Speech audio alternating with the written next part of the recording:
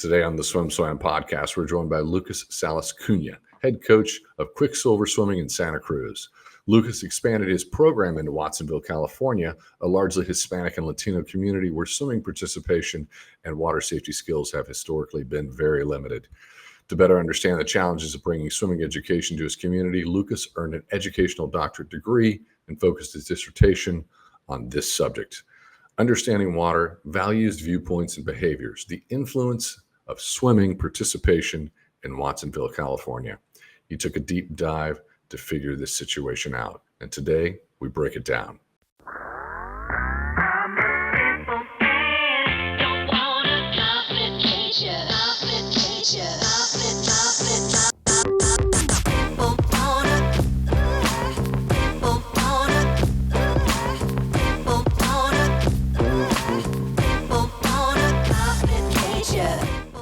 This episode of the SwimSwam Podcast is sponsored by Commit Swimming, SwimSwam's exclusive team management software partner. Since 2015, Commit has been providing coaches with swimming's leading workout management software.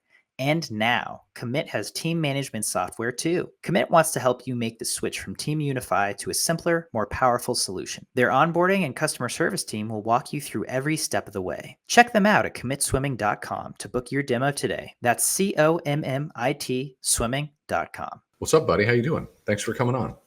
Good. Thank you for having me, Mel. We missed each other at the World Clinic in Reno, and I'm sorry I missed you. However, I know from talking to you off camera that you did the coach's workout, the Herbie workouts. So did you do both workouts, or did you just do one? I only did one. I actually stayed in Donner the next night, so there's no way I was waking up at 4:35 in the morning to make the second one. I mean, it's kind of a special workout, you know. It's like if Herbie's going to run this practice, you kind of have to do it. I think, you know, it's Coleman came back and he's like, "No, it was good. It was impressive." So my question for you is: did you swim in Coleman's lane? Coleman Hodges, our head of production, or were you in a different lane? I actually originally got in Coleman's lane. I was excited, and then we had to move because there were way too many people in the lanes. So they gave us additional lane space. And then once we moved, I was no longer in Coleman's lane, and I did not have a chance to race him. Well, he said he popped off. He said he was leading his lane and he was crushing it. I have no idea. I went to the gym and lifted weights. He typically, you know, I think he was puffing, but he thinks he's swimming really fast right now. Was he swimming fast? I'm going to back up Coleman on this one and say he was leading his lane. He was being a good leader, and he was swimming fast. So. Gotcha. All right, cool enough. Well, I covered you in the intro. Everybody knows where you're coaching. Everybody knows who you are. They have some sense of who you are. I did not know that you had completed a dissertation. We started talking earlier this year, and the topic is something that should matter to all of us. Understanding water, values, viewpoints, and behaviors that influence swimming participation in Watsonville, California. And it's kind of fascinating. I appreciate anybody who's dropping in and listening to the podcast right now. And I hope you stay with us to the end, because this matters to me.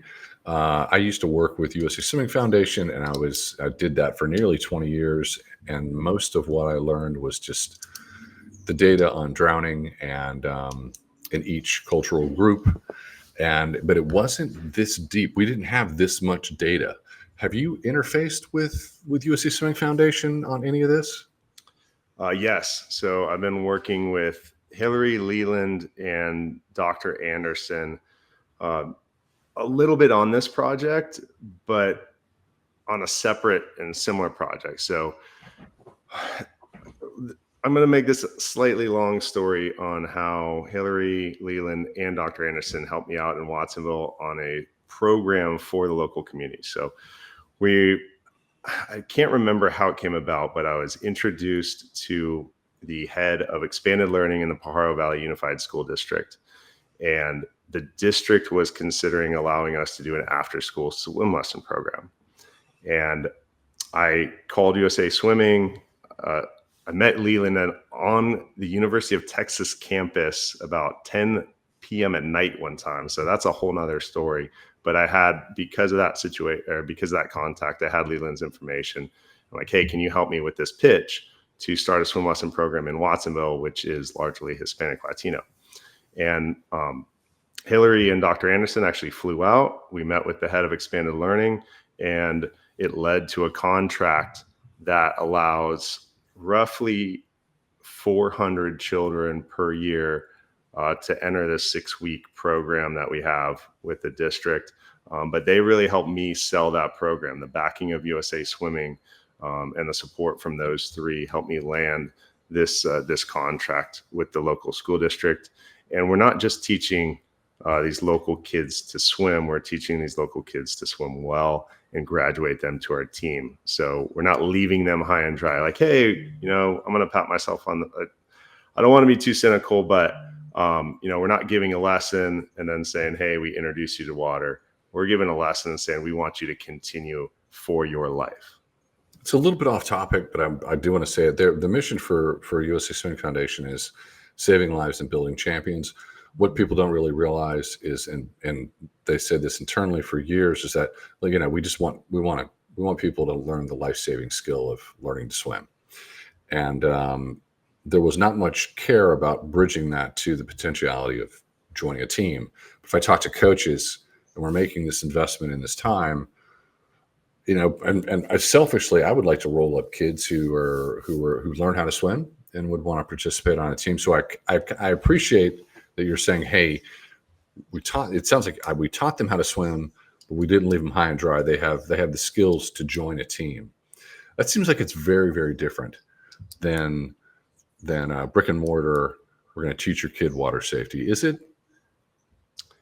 Yes. I'm kind of getting we're kind of starting with the end answer here. We can roll it back. Well, let's stick a pin in that. Let's stick a pin in that and start at the beginning. I don't want to get deep in the weeds and get to the end. Well, maybe we start with the end and then follow the journey to it. Fair enough.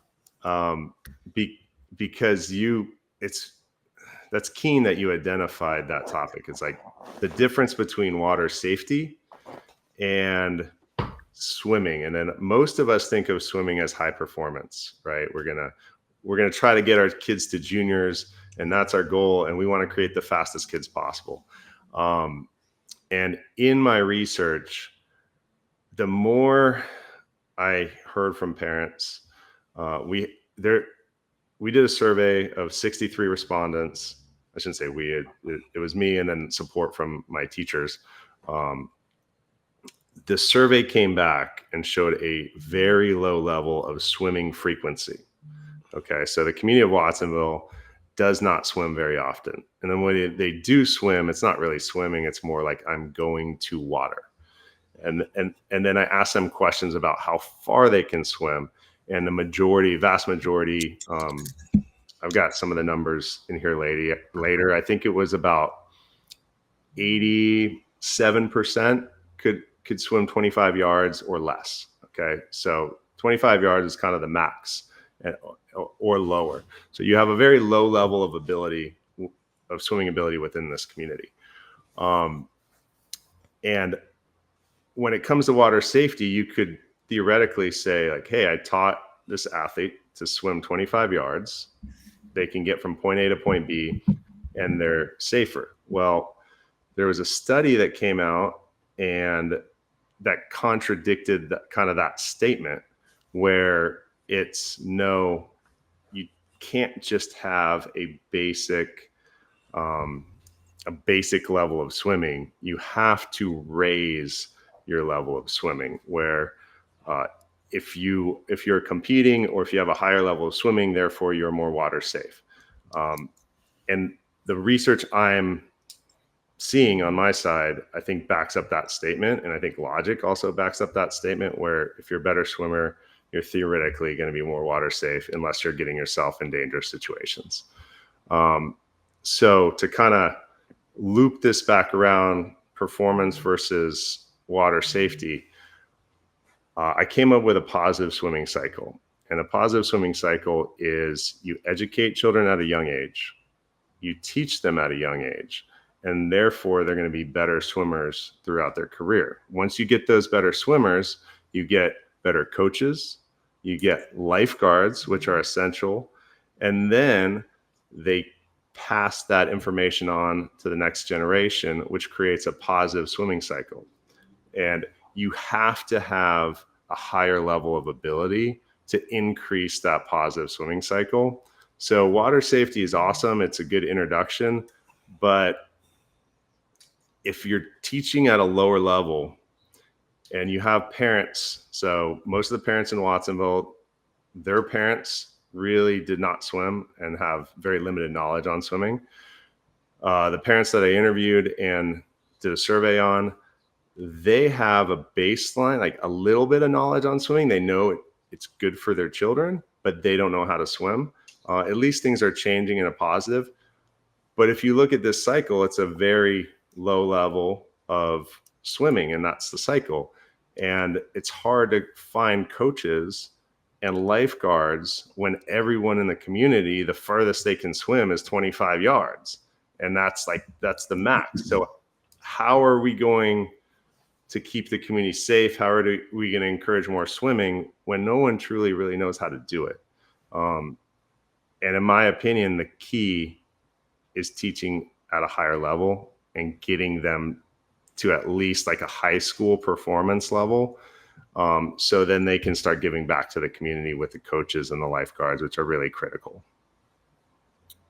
I didn't mean to take it to the very end, but I appreciate you pulling that together, because it is something that matters to me. And I think if anybody talks about learn to swim and what's the point, it seems like we missed that point. I also know that lessons are not the same everywhere.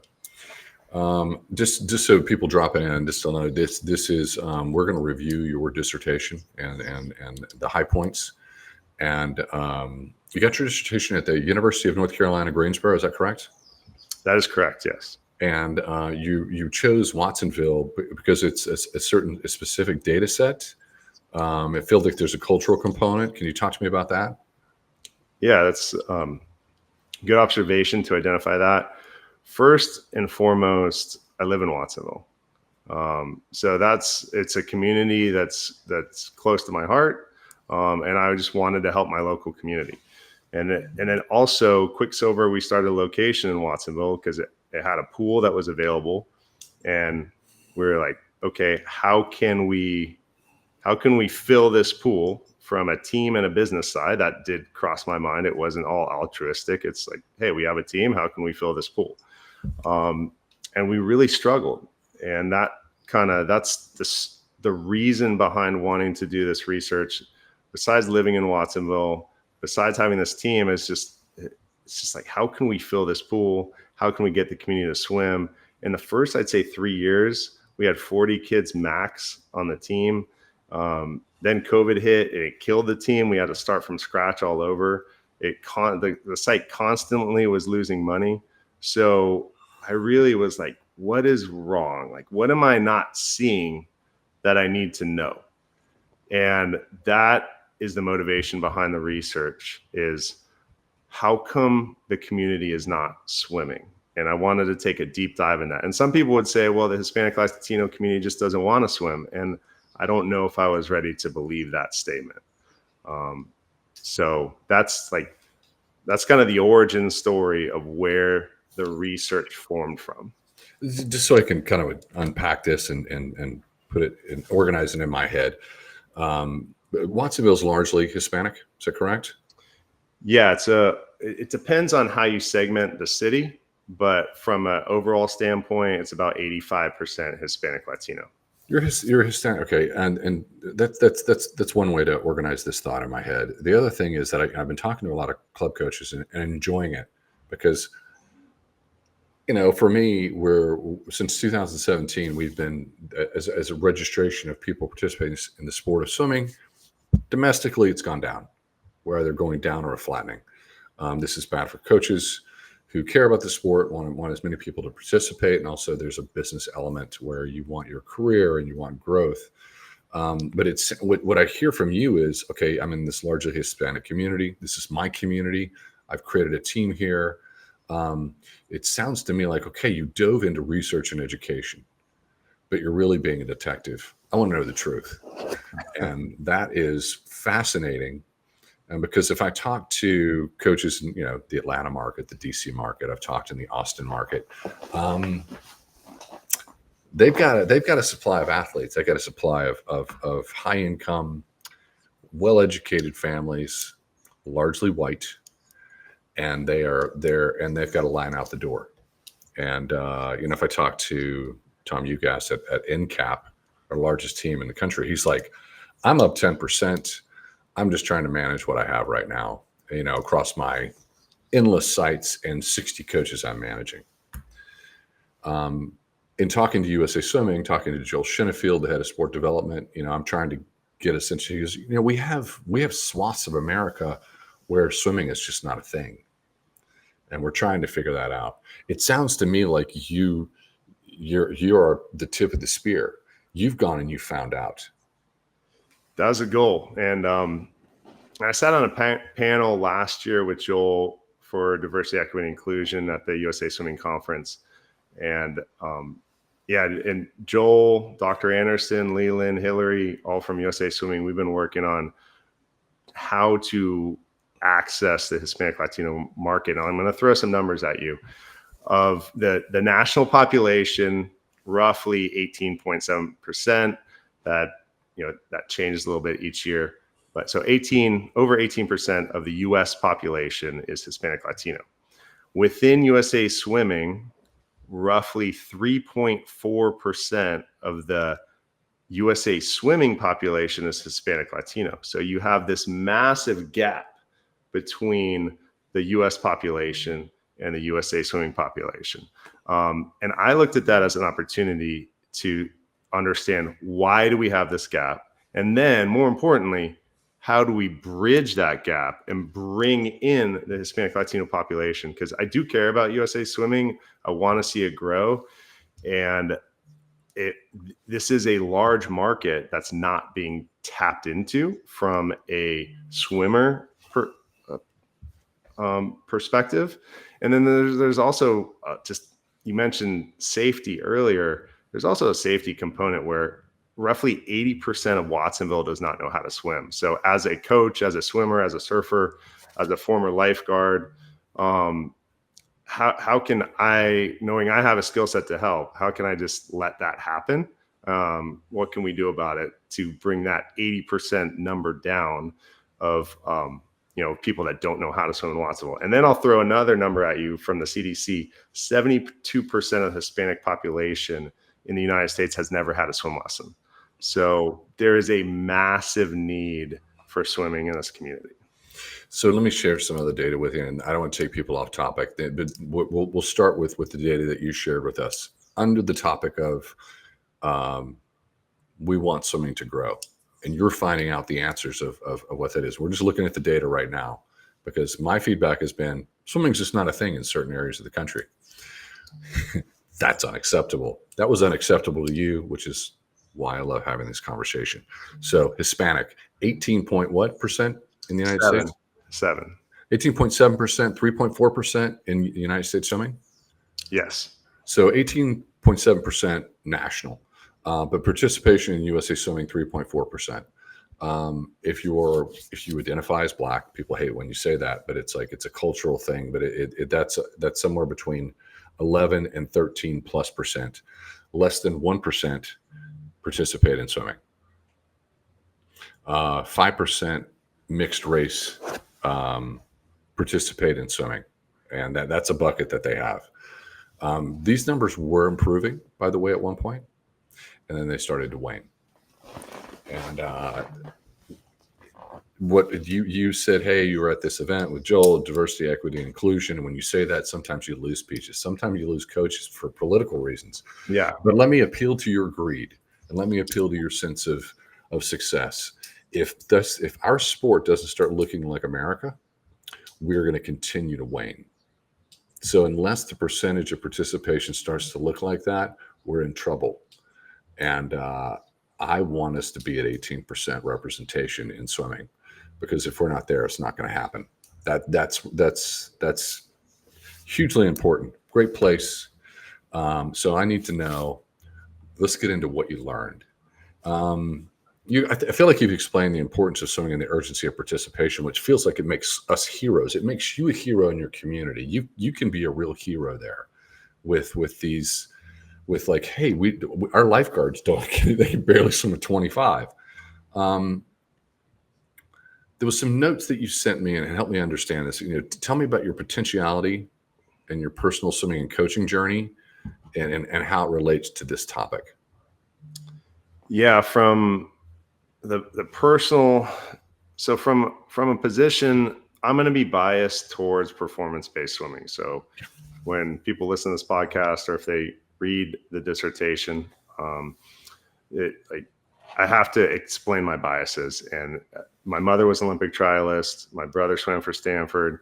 I grew up in a swimming family. So I am going to be biased towards performance-based swimming, but that doesn't mean I can't try to look at it from, a lens of how to help. But that's one thing that I had to disclose in this document, and I'm disclosing it now.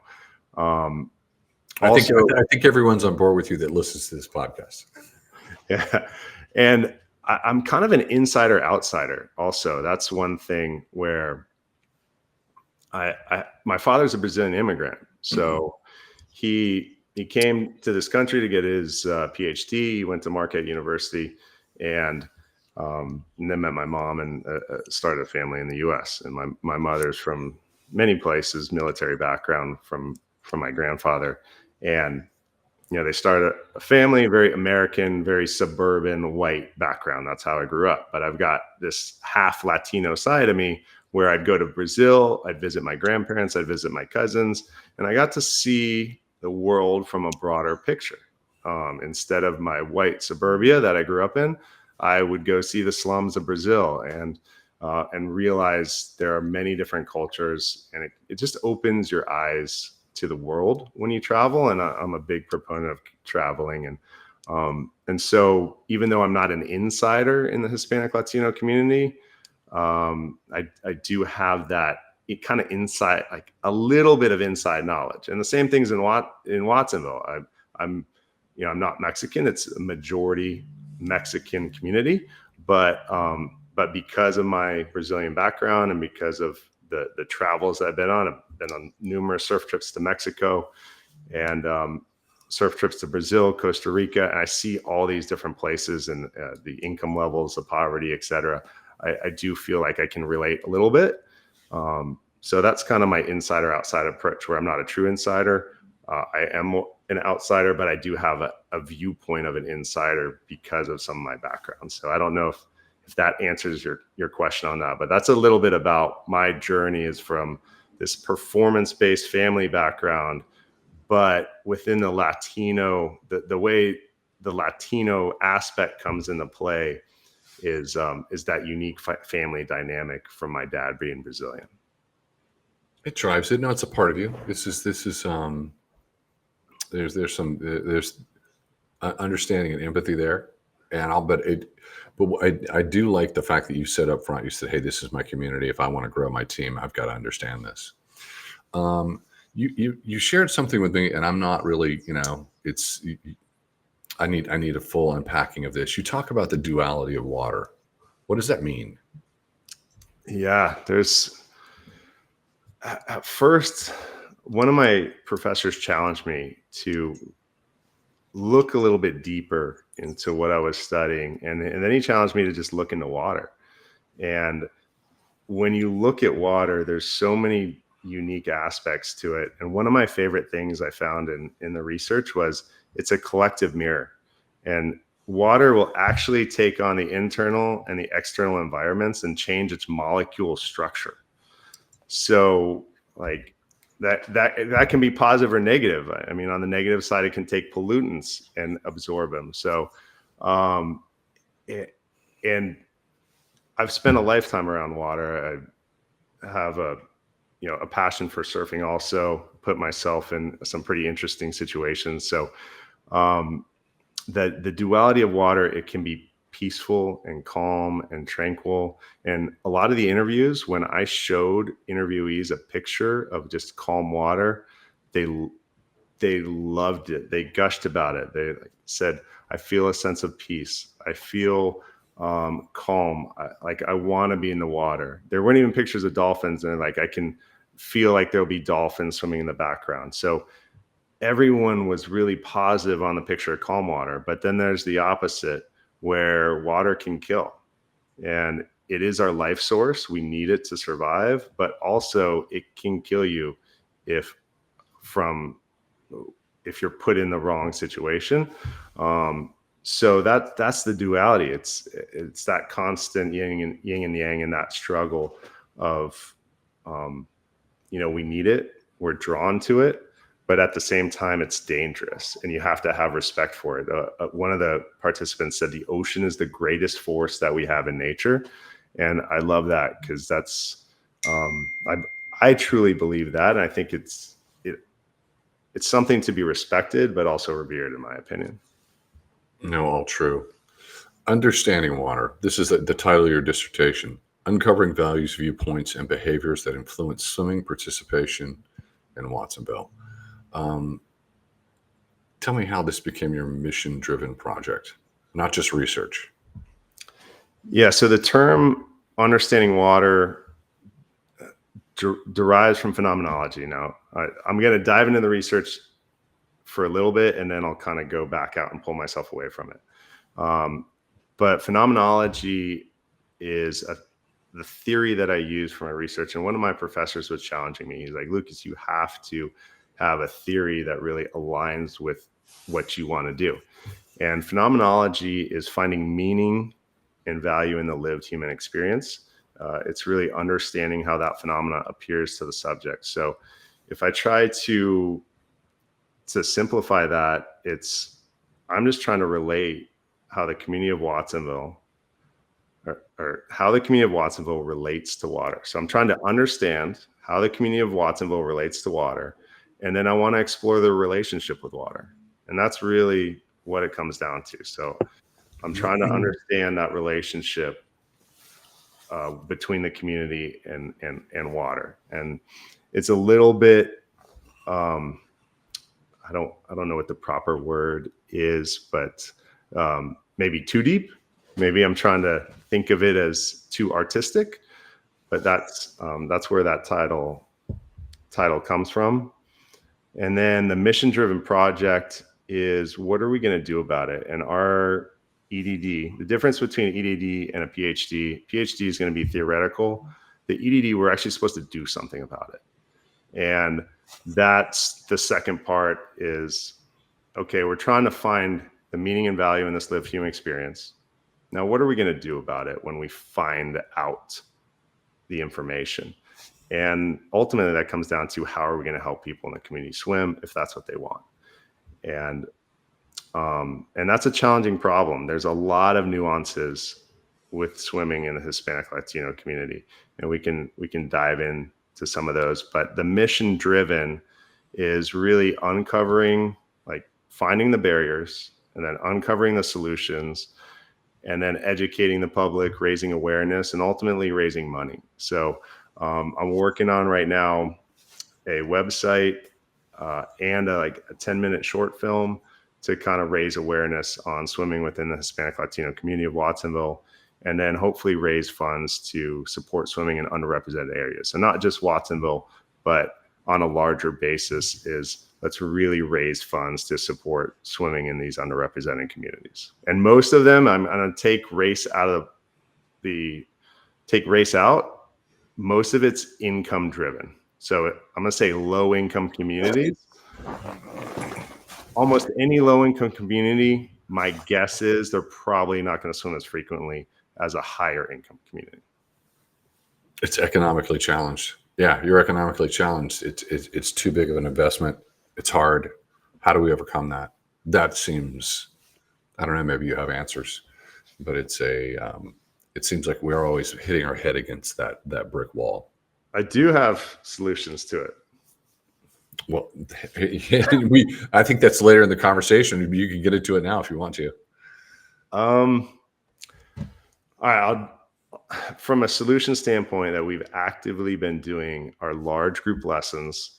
So we've got this partnership with the local school district, and everyone has to be working together. If one side is against you, I have good relationships with the city of Watsonville. I have a good relationship with the expanded learning department of the Pajaro Valley Unified School District. We all work together, and no one really blocks the other one. And also the school itself that has a pool, they're very supportive of the program. So everyone has to be working together in that positive direction for swimming. Now, what we've created are large group lessons, and the district does pay for those lessons. So that is something that they're doing. However, we've also set up a circumstance where we had 400 applicants for a 40-person session one time. This was last spring. We had 400 people apply, and we only had 40 spots. So we had, okay, we don't want to turn all these people away. We're going to start up a Saturday 1-hour lesson. We're going to charge $50 a month. So they get 4 lessons per month for an hour, and it costs them $50. So that's slightly more than $12 a lesson for an hour lesson. That's pretty reasonable. And the research that I did, most people were willing to pay $12 a lesson. Okay. So that, now how do we teach a large group lesson? I do not recommend this for novice instructors. Most of the time it's either me teaching them, it's my son, it's a former swimmer. And I have a lifeguarding background, or these guys are lifeguards. So you have to have qualified people as the lead on these large groups. We'll get as many as 40 kids. We put them in life vests. We put them in fins. And then we have 2 instructors on land, 2 instructors in the water. Now, sometimes someone doesn't show up, or if we need more, ideally, I'd love 3 instructors in the water. But like we've run it with 2 instructors on land, 1 in the water, or we could even do 1-on-1 if it was needed. That's not for 40, that's more for like a 20. But what the life vests do is they provide a level of comfort where the children are willing to get in the water. You also cannot do this with 3-year-olds. It's a little bit later in the age group. The actual ideal learning is 5 to 7 years old. So that's the target we're really looking for. So a little bit older kids, kind of kindergarten, 1st, 2nd grade, they have the ability to listen. You put them in life vests, you get them comfortable, put the fins on them. And also, before we get them in the water, we do dry land, and we teach them on land what we want to see in the water. And then we also work on their physical ability and getting them stronger. And that's one thing I really haven't touched on within our conversation is there's massive obesity rates in Watsonville, the Hispanic Latino community. The CDC recommends 60 minutes per day of moderate to vigorous exercise. And we want to meet those requirements, and we do it on land, and then we do it in the water. And that's essentially the system is 20 minutes of vigorous exercise on land, teaching them what we want to see in the water. We put them in the water, and we don't treat them really with kid gloves. We make sure they're safe, but we're going to treat it almost like a lesson/workout, if that makes sense. From the mind of a coach. From the mind of a, we're gonna get you. We're gonna indoctrinate you early. I don't want to get too far into this, but we a lot of people have preconceived notions. Tell us about busting the myth that the Hispanic community doesn't want to swim, because you just told me 400 showed up for a 40 lesson spot session. Yeah, that is. I actually had a person that I respect, a well-respected member of the community, and he said those exact words to me, like, does the Hispanic community want to swim? And especially from the lesson program, the answer is yes. From the survey that we took, 98% of parents agree or are neutral that their child enjoys swimming. 87% of respondents encourage their child to swim. So I think those 2 numbers alone indicate a strong community interest in the activity. So 80% of respondents encourage their children to swim. 98% agree or are neutral that their child enjoys swimming. 80% of those strongly agreed. 76% of parents agreed or strongly agreed that their child would like to swim more often, with only 3% disagreeing. So all of the data from my survey says the community wants to swim. A contrarian might say, well, people that took your survey, maybe they were inclined or gravitated towards swimming. But when you combine the survey numbers plus the lesson numbers that we're doing with the school district and the demand they're seeing, I think the evidence says the community wants to swim. We just need to give them an opportunity. 400 kids showed up for a 40 spot session. Yeah, applied. They applied. Right. Okay. Same difference. It's a demand is high. Demand is extremely high. You've touched on this topic a little bit. You kind of, we bounced around a little bit, but what other barriers are there in Watsonville to swimming? Yeah, there's numerous, and I think that's one of the hardest parts and makes this topic so nuanced on how do we increase swimming participation in the Hispanic Latino community. The number one barrier is money. That is, it's not even close. So the financial constraints, money is the number one barrier. 57 out of 63 participants indicated that money is a barrier to swimming. And of those, 26 ranked it as their number one. So they all put in their top three, but about half of those, the people that put in their top three barriers, said it's the number one barrier. And I see that too. From if I tell, let's say I tell a parent in the Watsonville community, hey, our dues are $200 a month, which they're not, but I'm just saying, in some of our other locations they are. So it's gonna turn them off. It'd be like, it's a hard no. And picture this: what if you have 4 kids? And I say you're in a low income area. The average income is about $67,000, which in some parts of the country that's a good income, but in the Bay Area, Central California, that's not going to get you much. That's poverty. Yeah, it's definitely poverty.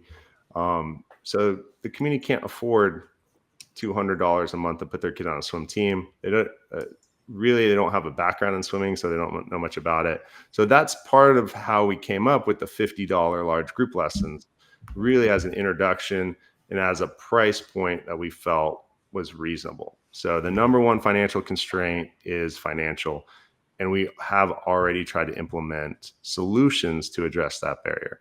The number 2 barrier, time constraints. So parents just don't have enough time. They're running kids to school. They're running kids to activities. Number 1 would be soccer. Could be dancing, could be art. Doesn't really matter what it is, but it's just like, hey, I'm working. I don't have a lot of time. And how am I going to get my kid to swim lessons? That's a real issue. And I think most parents can relate to that. Competing activities, that kind of goes along with lack of time constraints. Soccer is by far the biggest competing activity in the community of Watsonville. Obviously, it's really part of the culture. So within the culture, you've got family as the biggest priority. Like, you do everything as a family in Watsonville and the Hispanic Latino culture, and soccer is a big part of the culture too. So it's like, why am I going to put my child in soccer when swimming theoretically might be more expensive? Although in Watsonville it's not. We only charge $80 a month for our regular membership, and then our graduation program is for free from the kids that graduate out of the lesson program. But competing activities is a third barrier. There's numerous others. Those are the top 3 that really stop people. Fear of drowning, it's there, it's subtle, but I think that's because you should be afraid of drowning if no one in your family knows how to swim. Or if you have a very low level of swimming abilities, you should have that fear. But the Hispanic Latino community is a very prideful community, and there's a lot of machismo in it. So you're not going to get a lot of outright fear of like, I don't want my child to swim. It's just more of the unknown. Like there's not a lot of education on swimming with the community. So there is a fear. It was on the list, but I don't think it's a top concern. And that's what the data says. So even though it's the leading cause of death for kids age 1 to 4.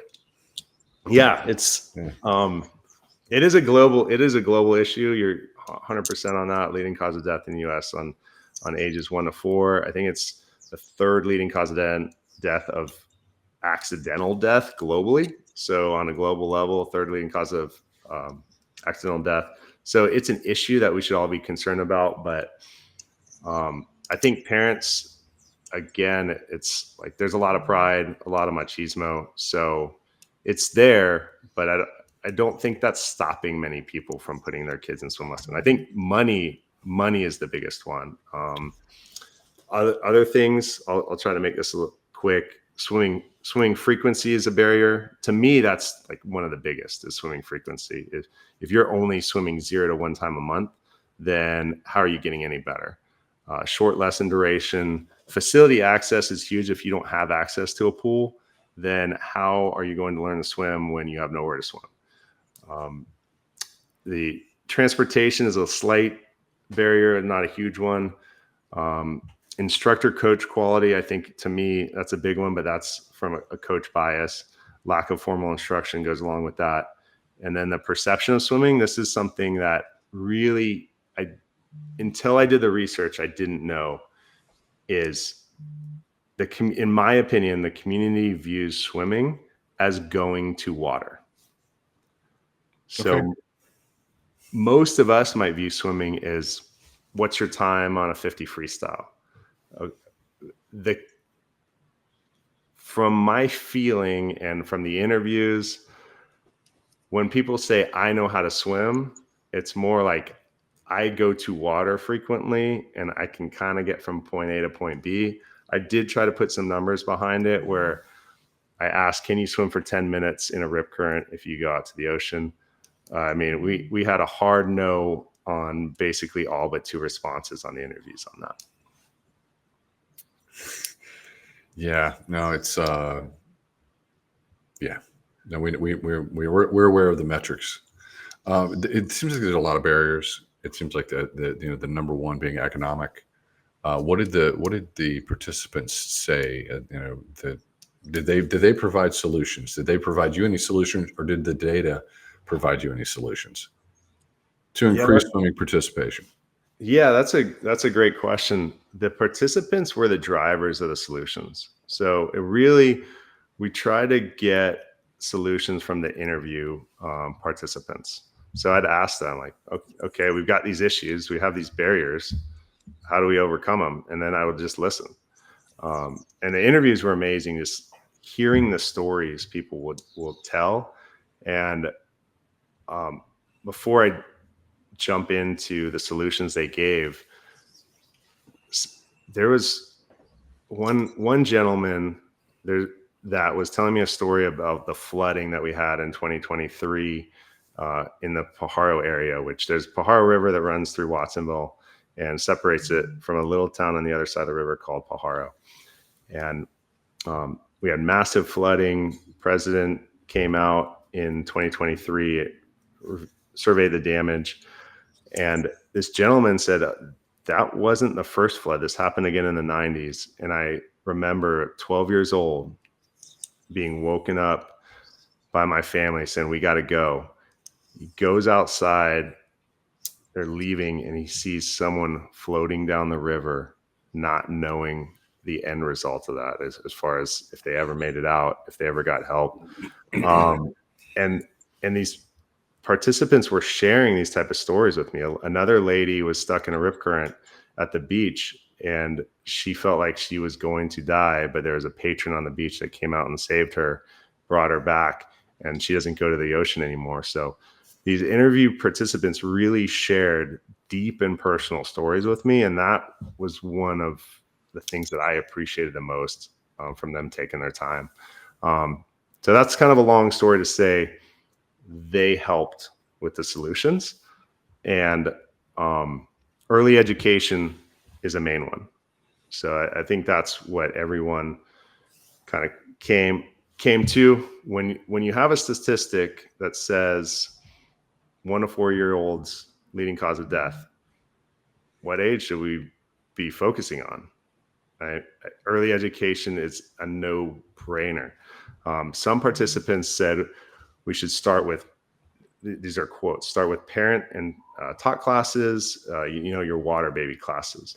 Another said, if you start at the hospital, when you're delivering a baby, it's like, if you give life, like, okay, here's a way to protect that life, because you're going to be around water. So these are all directly from the participants. If you're going to take some lessons, they recommended that you educate about the importance of swim lessons, and then also focusing on the benefits. Like, hey, you're going to take lessons that are going to lead to this amazing life skill that you're going to give your child. So, and again, words from the participants. So that they really came up with some good stuff on early education. And from a coaching standpoint, from a USA Swimming standpoint, if I had to say focus on one thing, it should be early education on convincing as many municipalities, or even from a national perspective, to tell people about the importance of swimming, and the importance of swimming well, not just at a basic level, the importance of swimming well and allowing their children to explore swimming as a lifelong endeavor. So that's one of the solutions, is early education. Make it fun. That was fun and family centered. The Hispanic Latino community, and when I did coding for the interviews, family was the word that came up the most, and it was not close. Family was by far the number one code and theme in the interviews. So everything should be family centered. Some of the participants said, build fun family facilities that have kind of a beach entry into the pool where it's gradual instead of abrupt. So when people are thinking about facilities to build, really keep the family in mind and what's going to be good for them. Swimming more frequently, 85% of participant children swimming 5 times or fewer during the winter months. Participants swim even less. So swimming more frequently, it will help address the root cause of that low swimming ability. Longer lessons, a parent said, I'm going to drive 15 minutes to go to a 25-minute class and then feel like it's over right away. And that came up multiple times. It's like, why am I paying a lot of money for something that's short? And that what we've done with our pay lesson program is we have actually expanded some of them from 30 minutes to 40 minutes. So we do at Quicksilver and Santa Cruz, we do have a regular lesson program, and we've expanded that a little bit. But in the Watsonville, we've always done hour or an hour and 15-minute lessons with the dry land. And to me, I think it's more efficient and effective than traditional lessons.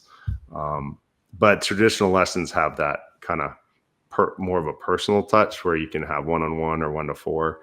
Our ratios are a little bit bigger with the group lessons. Make it affordable. That obviously was a huge solution. Some people did answer free. That was a common answer, but I think $80 a month was a more realistic answer.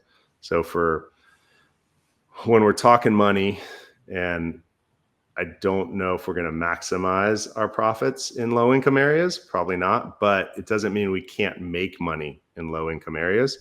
And I think $80 was the number that kind of came across the most on something reasonable people could afford. Parent education, I talked about that, but I want to talk about a statistical relationship between child and parent swimming ability. So there's a direct link. It was 0.0002, which means there's 100% a strong statistical relationship between child's ability and their parents, because the parents essentially teach them. So we have for parents that don't know how to swim, we have to give them the knowledge on swimming and why it's important for their child and kind of coach them along. So then they feel comfortable putting their kids in the sport. So that's my point on parent education, is we really have to coach the parents that don't know how to swim. Community engagement, murals, special events, working with school districts, those all came up as solutions to engage swimming within the community. Leveraging businesses, municipalities, those also came up. So really the entire community needs to be involved to support swimming and helping with that. So I apologize for the long-winded answer. It's just because there's so many issues that need to be overcome, and there's a lot of solutions that need to be enacted to do it. When you do this much research, I know you come across data that's interesting and eye-popping, but did we miss anything in this interview? What did the data tell you? Yeah, there's almost 80 pages of data, but I'm going to try to hone in on a couple of things. Joining a USA Swimming team, first off, participants did not know about USA Swimming. They don't know how it operates, and they really don't know about USA Swimming as an entity. They do know Olympians, though. So Mike, you mentioned Michael Phelps. Everyone will know Michael Phelps. But if you mention, are you familiar with the structure of USA Swimming and USA Swimming teams? They won't know what a USA Swimming team is. Like, is that a competitive team? What is it? So there's an educational possibility there. However, they've never been marketed to. USA Swimming has never. We had one campaign in 2013. It's the only campaign I've ever seen in 4.5 decades. So embarrassing that they wouldn't know, but not surprising. That's a great point that you just made. However, joining a team, they do understand, the community does understand a team concept, very soccer influenced.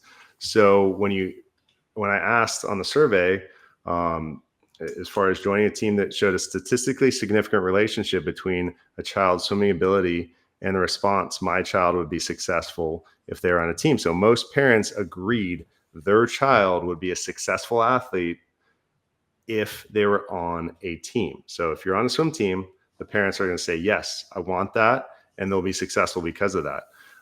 There's a couple of other key statistical relationships which are interesting. This one's pretty easy as far as the statistical relationship between a participant's child swimming ability and their swimming ability.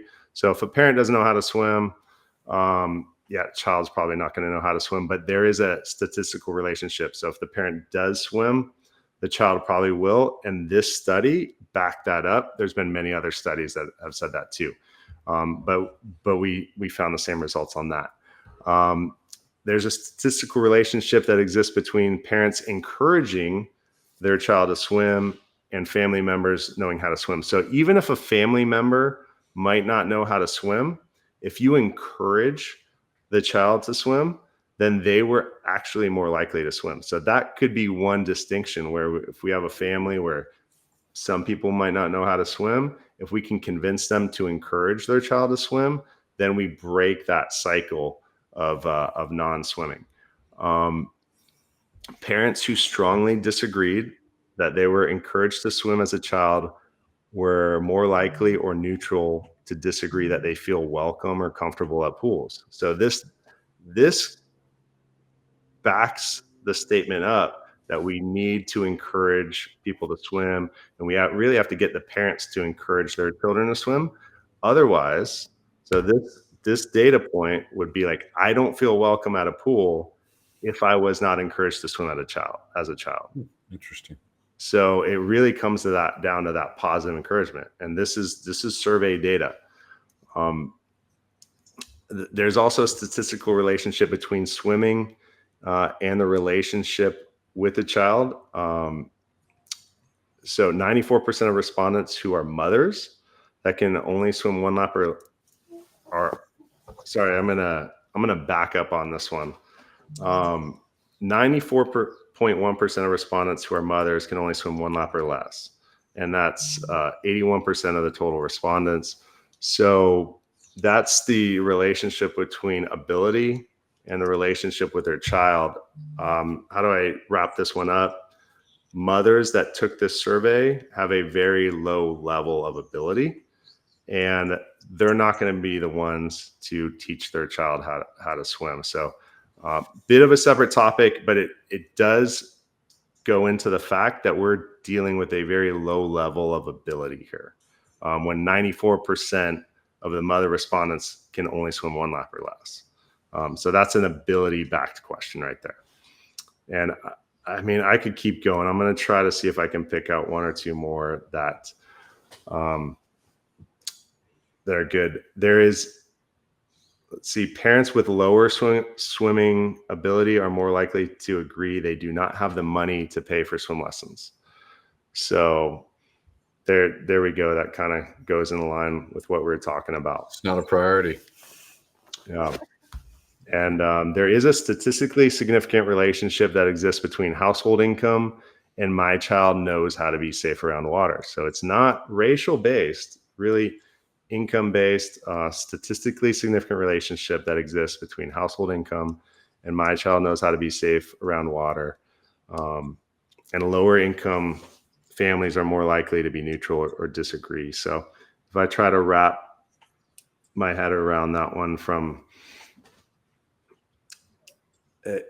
if you have so income is going to determine my child knows how to be safe around water, versus if you have higher income, you're probably going to say my child knows how to be safe around water, versus if you have lower income, you're probably going to be more inclined to say my child does not know how to be safe around water. So these statistics kind of back up a lot of the statements we made.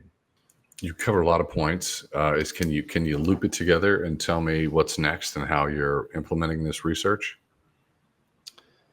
Yeah, from a standpoint, I'm just trying to get the word out on the research. I will be trying to shrink it, make it a little bit more digestible instead of an 80-page document, and get it published. So that's kind of the next step. But talking to you is one, and just getting the word out about, hey, we really need to address this area. And it's not, I don't think of it as a problem, think of it as an opportunity to get more people in the sport. And I think, and you mentioned that earlier, as far as let's make this inclusive of America, and equal, have the statistics. If there's 18% Hispanic Latino population in the country, why don't we have that in USA Swimming?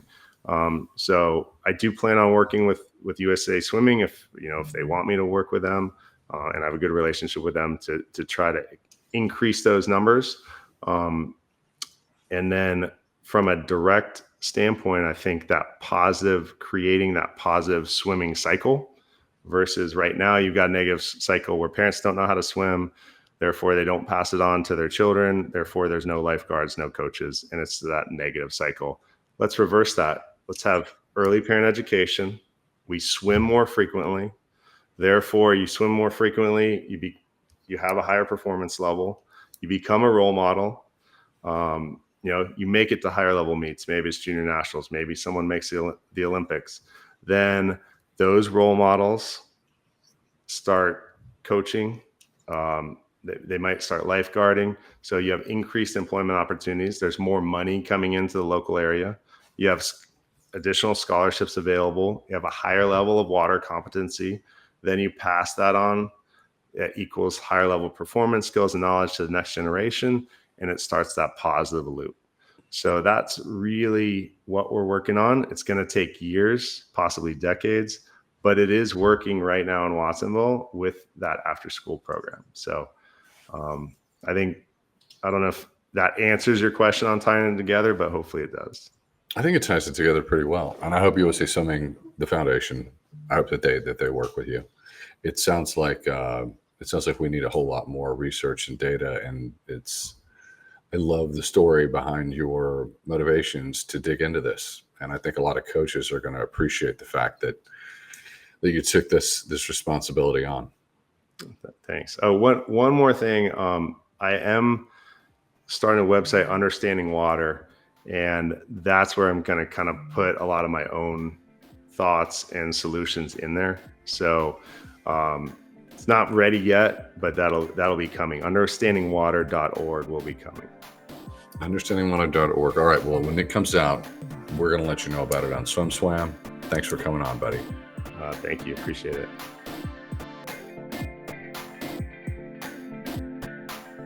You've been listening to the SwimSwam Podcast. Stay tuned for new episodes every week. You can take SwimSwam Podcast on the go by subscribing on your favorite podcast platform. Look for links in the description below, and be sure to subscribe to our YouTube channel for more videos as well.